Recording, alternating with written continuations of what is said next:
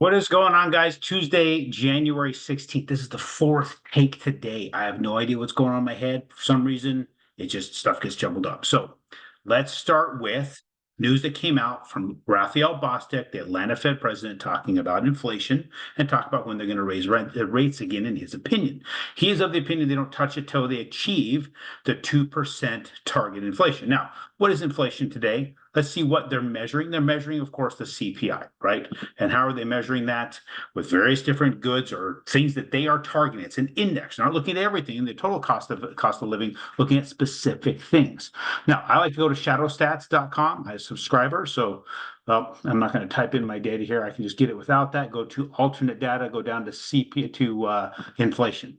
And what that does, that will show you current CPI. So their current CPI, we're probably looking somewhere in the range of about, if this is correct, it's just a little above 4. I don't have it showing an exact number right now.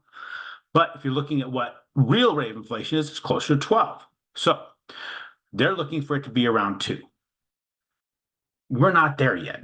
We're quite a ways away from 2 when you consider how much more we have to move. I believe it's 3.5.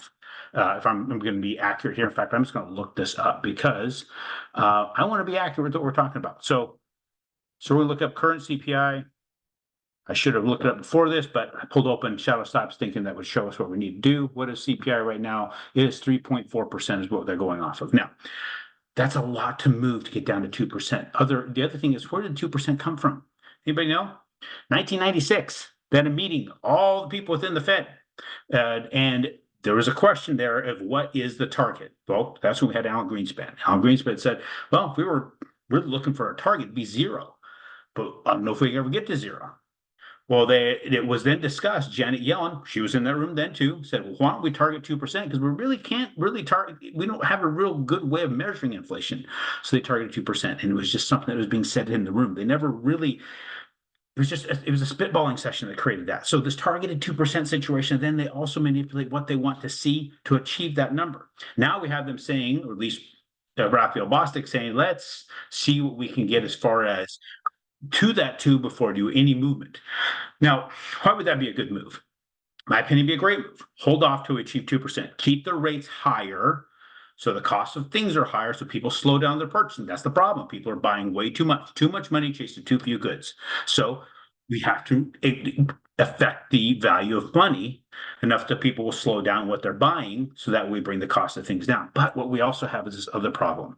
Let's take a look at this here. We got this issue going on overseas. The Red Sea has a lot of traffic going through it when it comes to supplies, tankers, as well as cargo ships. They've been getting attacked. Now you have all this expense going in with military to help secure that area.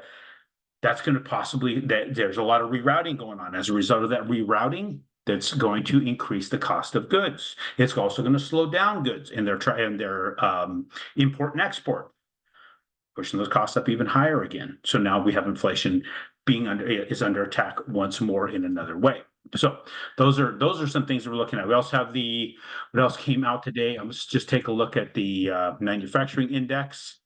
This is what I've referred to for what's happening in the economy that's going to drive traders to go one direction or the other. So manufacturing index. Manufacturing is still in a pretty heavy recession, as you can see. They're estimating it to be down 8%, 43 is what we're down. So that's significant. This reading is very, very, very ugly compared to what was expected. So that has had an impact as well.